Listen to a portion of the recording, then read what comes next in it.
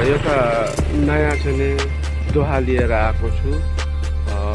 दोहाको नाम के हो भने जीना तो थोड़ा ही भरा, लाख लाख बरस जी के कोही न धरे। भनाइको मतलब के छ भने हामीले अब धेरै बाँचेर के गर्नु, थोरै बाँचेर भए पनि 100 वर्ष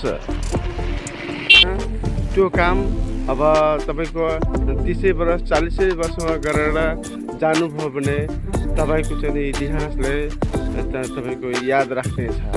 त्यसैले के भन्छ भने अब धेरै बाँचेर के गर्नु, केही काम नगरिकन यस संसारबाट जानुको कुनै औचित्य छैन।